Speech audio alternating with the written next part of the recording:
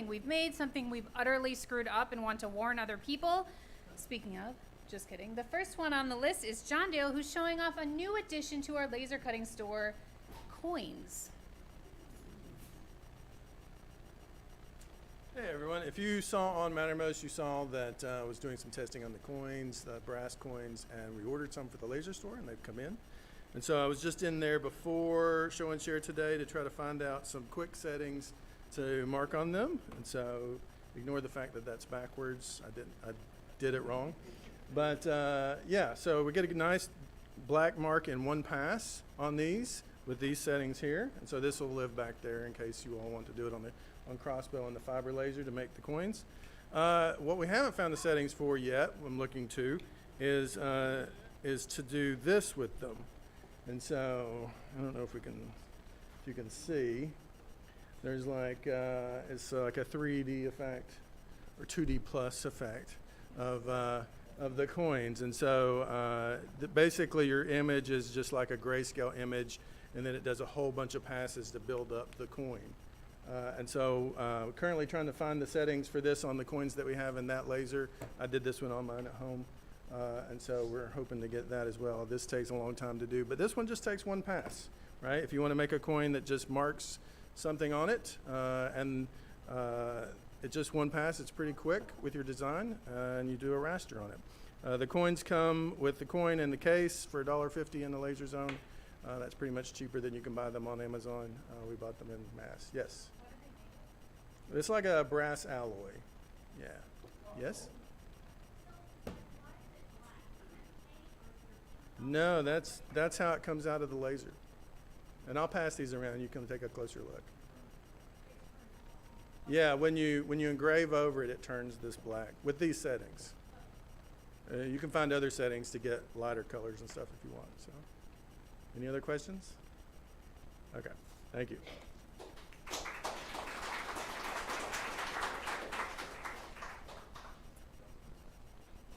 Next up, we have David Ruddy, who has a camp chair.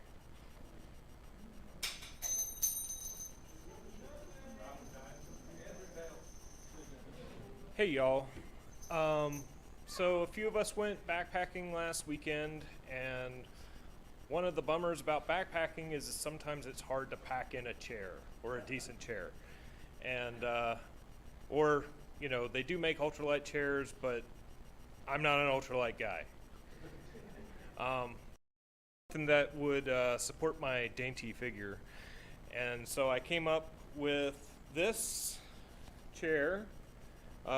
It's really the seat for the chair, but I can roll it up and throw it in my bag and source some legs out in the woods and make a little tripod and have something to sit on. I left my phone. I'll show you where it's set up.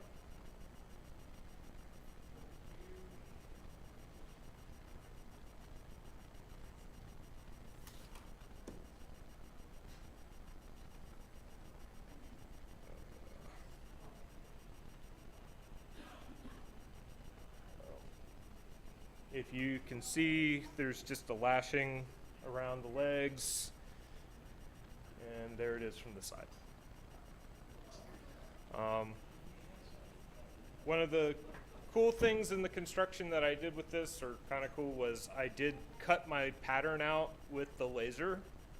I did an Inkscape pattern, and I just put my material on Moonraker and hit go, and it did all the cutting for me. Put it together, reinforced it with nylon webbing, and happy to report that there were no mishaps during the course of the weekend. I'm here to tell the tale, and no bodily harm was inflicted upon myself. So.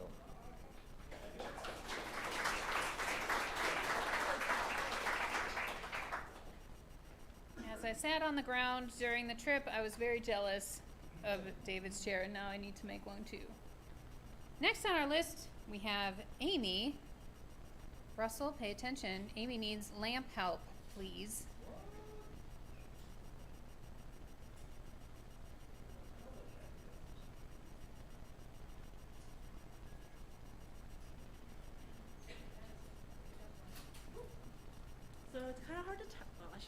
probably stand at the mic first. It's a bit hard to tell because it's in pieces right now, but this is a tension lamp from, I think it's actually originally from the 70s. And it was in good condition when I bought it. It worked, but it's, in some move or another, a piece went missing on the inside, and I actually don't know what the missing piece was. I mean, it still works as a lamp. It produces light, but hold on. I'm gonna need a second to just put together, show you guys.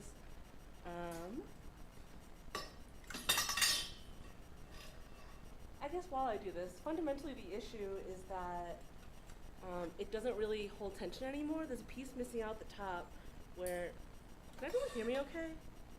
Okay.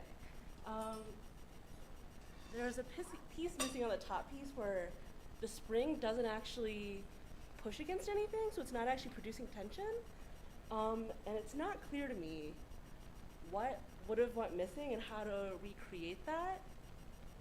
Well, the wire won't go in, but if you imagine above this piece, there's another one that's on the floor that goes out further. And inside that top piece is a spring and a little plunger that is supposed to push against the ceiling to keep that tension. Oh, sorry, I guess I should have seen this. Maybe not everyone knows what a tension lamp is, my bad. Tension lamps, this is the bottom piece, so clearly it doesn't stand on its own.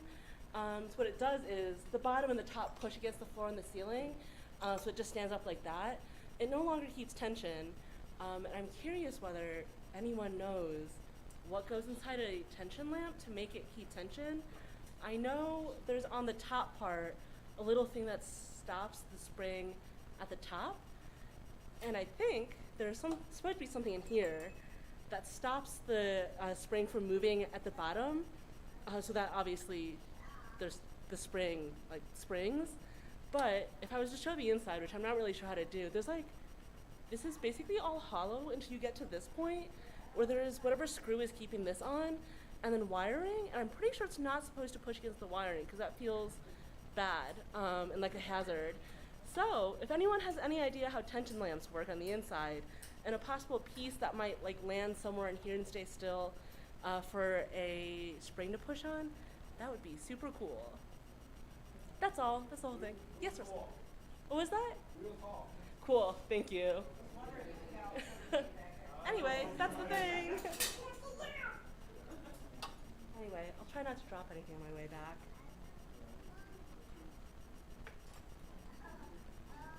Yeah, if anyone, well, I did drop it. But if anyone wants to see it assembled later, I'll do that later. Thanks. Thank you, Amy.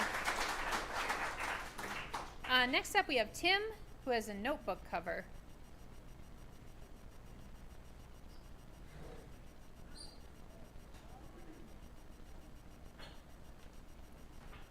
Hello.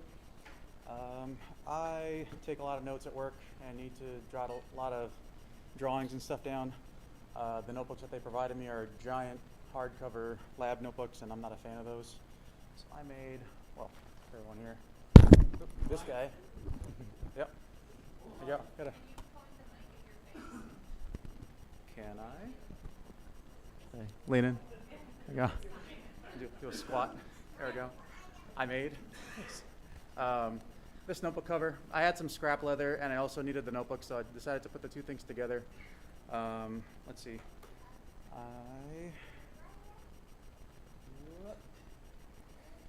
I found these notebook inserts online and just laid them all out, and in Inkscape drew a rectangle and rounded it, added a little extra flap, and on the laser cutter just cut that out. I also got a little pocket for pens and things, so it's kind of like a self-contained kit. I don't like having stuff loose, so this just kind of keeps it with me. If I want to have straight lines, I can do that sort of thing. It has elastic cording, so if I'm done with a notebook, or if I want to just, swap them out, I can swap them out.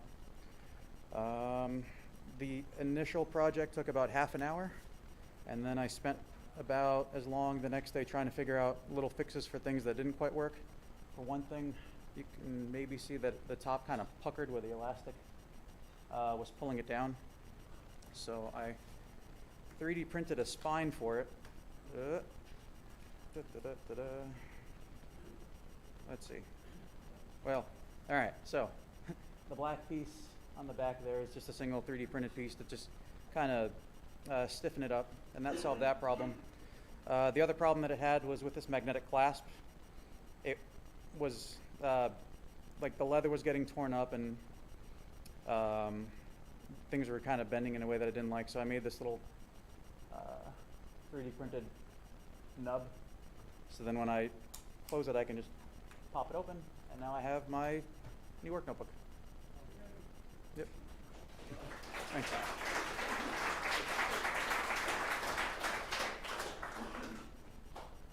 I like it. Next up is Sue, who is going to the farm. So last week I took us through the air with my little amigurumi creatures, and I ended with the owl. I ended with the owl that I'd done the head, but I'd forgotten to do the face, and so this is what happened to the owl without the face. I turned him into a little dog.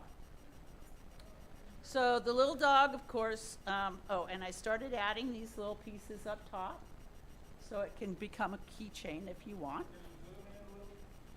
Sure can. And just so you get size, if it's your first time here, they're made to go into the mystery machine, the little 2-inch baubles out there. So you can't have a dog without a cat, right? Gotta have a cat. So I did a cat. And I'm getting better at combining patterns. The pattern I had was a solid color cat, and as you can see, this one's calico. So this one turned out pretty well. Yeah. Well, the cat, of course, needs something to chase. Yes, a mouse. So I have a little mouse. But the mouse, of course, has to have something, so in comes the cow. I don't know how exactly that works together, but yes. I did see a pattern that was more atomically correct with an udder, but I thought for our little mystery machine, no, I'll skip the udder. And just do the cow. But then, you know, what would a farm be without the pig? So we have a pig. Yes, and its little curly tail. You know, when I first started crocheting, I would try and do a straight chain and it would just curl. I tried to do a curl, and for the life of me, I could not get it to curl. But this is my collection of animals this week. I'm taking a break now. I'm working on a Christmas in July project, if you will. So stay tuned. Thank you so much.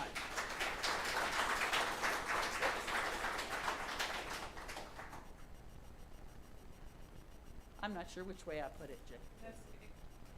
Last but not least on our list tonight, we have Jamie Lynch, who has made a frame.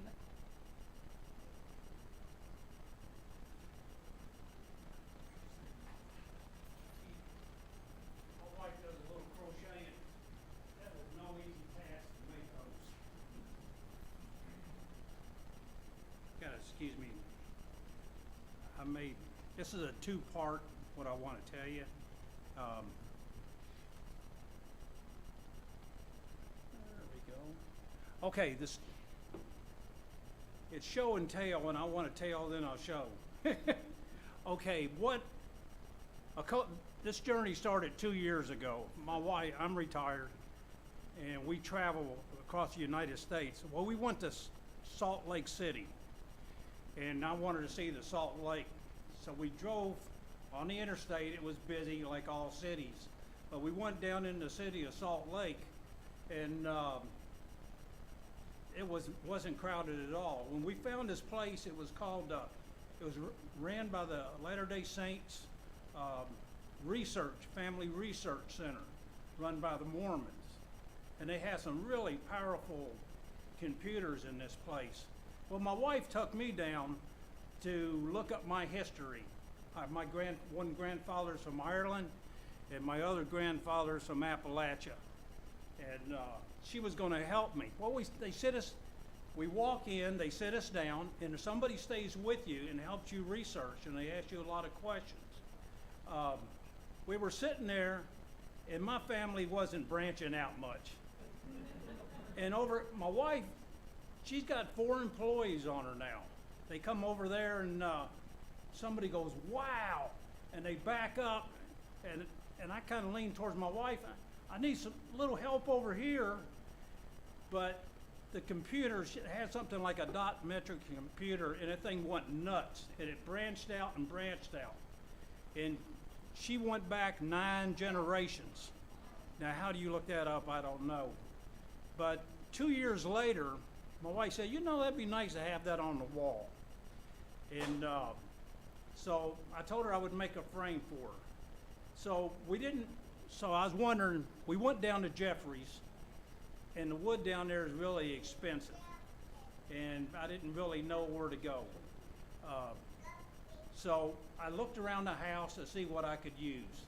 So I end up using cherry.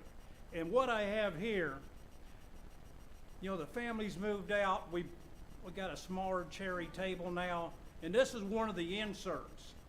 This is not the insert I use, but I use the insert. And so I milled it down, and what that means is I stripped it down, I cut it up, and I was going to use cherry for the frame.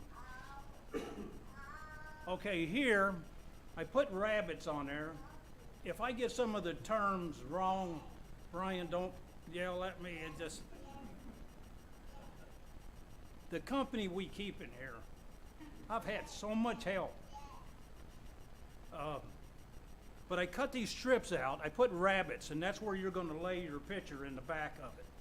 And then I chamfered the top of it. I didn't want it to look like a box, so I chamfered the top to give it a special effect. You know, I'm not real good with a router, but working with the router, here's what it looks like from the top. You can see the rabbit on the right and the 45 degrees. But the cherry came out pretty nice. And there's the bit, it's called a 45 degree. And I use a router table, and you have to adjust it to get that chamfer on the top of it. Okay, the next thing I did, I met a guy named Larry, and he was super helpful. And well, I just got finished completing a class that Brian had. He had me really interested in planes. And he said, "Well, you need a shooting board." And I said, "A shooting board?"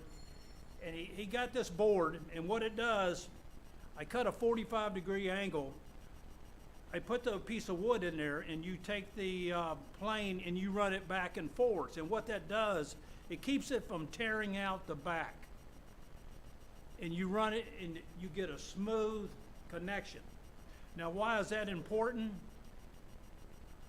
Is you want a joint like this. You want it the two to marry up. So you got 4 corners, and I'm not an expert at it, but I try to get it as close as possible. And yes, I did a little sanding. A lot of guys don't sand. But I feel like sanding, you're actually touching the wood. And it's just something kind of comforting about it. And this picture here, this is what I use. Once I glued it up, I use these little things to hold it together. And this is where the paper was sticking to the back. Now they got this thing called a palm sander, and it'll take the wood down nice and smooth. I didn't have to spend hours doing it, but it was pretty tedious. And here's where I put the acrylic in it. And here is where you cut a wedge. Okay, I think it's a wedge, and you put a spline in it, if I got them terms correctly. So it was really funny. We used this, it's a jig. And in woodworking, you use a lot of jigs. There's a jig for everything. You know, I guess you could dance a jig. But what it does, it cuts into the corner of your frame, and where you're going to insert a piece of wood in that wedge or wedge a piece of wood in there, and it reinforces it. And Tony was helping me, and we ran it through the table saw, and I looked at Tony and I said, Tony, I was scared. He said, me too. But here's the wedge. It cuts a wedge out on the corner right here. Okay, then here's the wedge. I don't know which one's the spline, but there's the wood that goes in there. I used some walnut I had. And I learned a new word. I'd heard it years ago.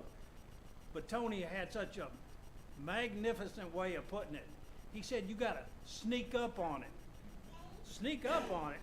Well, what you do, you make these wedges, and they don't fit. And you take it and you sand a little bit. You try to make it fit, it won't fit. But eventually, it slipped right in. And then I cut off the corners. I was telling somebody earlier, I purchased a Japanese saw. Well, they do amazing things, but I don't know how to use a Japanese saw. They warp, or when you use them, it's thin steel. And what it does, when you cut it, it will move into the frame, and I got a couple scratches that I won't show you. It went in, cutting those little pieces off the side. But I thought of Tony again. I should have snuck up on it. And that's a piece of walnut I put in the corners to reinforce it. It gave it kind of a neat look to it. And I remember something Brian told me one time. I thought, what kind of finish am I going to put on here? Polyurethane, lacquer, what other? And he looked at me one day. I was putting another project together, and he said, Tung's oil. I said, Tung's oil, what is that? Well, it's an oil you can use, and it really brings out the color of the wood. And I use Tung's oil on it. And it seals up. The oil will seal up in the wood and make it nice looking. I didn't want it real glossy. Okay, and so my adventure in Salt Lake City, what I did was, it's really kind of weird. I wrote a letter up about it, and I put it behind the picture, along with $200. No, I didn't put no money back here. But I put that letter back there, and hopefully another generation, my grandkids, will find that letter and everything. But here's a picture of it, and I'll show you. Here's the frame.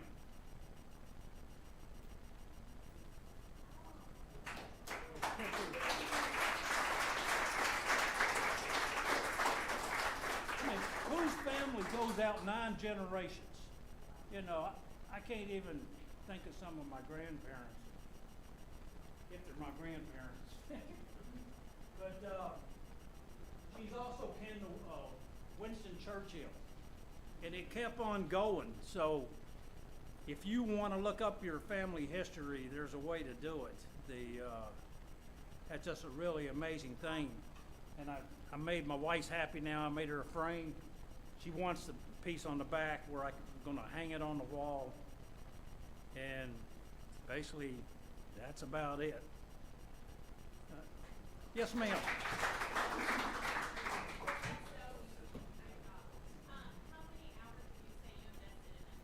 How many hours did it take to make it? Yeah. Okay, well that's kind of funny. I'm sorry. I have a tendency to wonder when I talk. Should have been talking in the mic, right? I put in that letter, mistakes were made. I'd like to tell you I built this in 3 days, but actually it took over a month to build it. I guess the thing when you get older, I think you kind of second guess yourself. It's tedious, so you're afraid to make mistakes, and it's slow going. If you really worked on it, you could probably do all that. With all the equipment we have in here, you could probably make it, I'm thinking, a week. But for me, it was different, picking out woods and how I was going to cut it and asking questions. And that's one thing about Knox Makers. Get a little choked up. But everybody here is friendly and so helpful. Just kind of neat. Just everybody's got a story, you know. It kind of reminds me when I was in college. I'll make this quick. But when I went to college, I went to college back in the early '70s, and they had toga parties, and I went to party. But I met some I met baseball players, I met doctors, I met lawyers, I met scientists, and it was really amazing to listen to people where they were going in life. I come from a local rural town in Kentucky, and what we did was sit around and drink and rode horses and wrestled with cows and stuff. But Knox Makers, it's just, the instructors are all super nice, and they all got an adventure, the way they talk. You know, that they can take you somewhere. It's just refreshing. So every time I come down here, it's kind of you're taking another journey. You know, it's kind of a neat thing. I'll quit talking.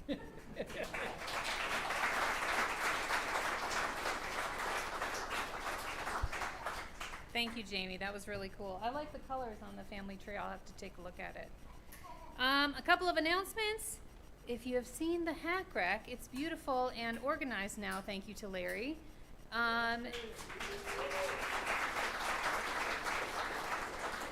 Apparently, we might start throwing things away sometimes, too. So if you see something on there, you should definitely take the opportunity to take it home with you today. Put it in your own hack rack at home. We have another challenge coming up, put on by Sean. Where's Sean? There's Sean. This is the Mini Maker Challenge. So you saw Sue's amigurumi animals, and if you've been to any of our markets, you've seen the Mystery Machine. Well, this new challenge is the best thing that will fit in one of these baubles for the Mystery Machine. So it's about 2 inches. Yes, about 2 inches.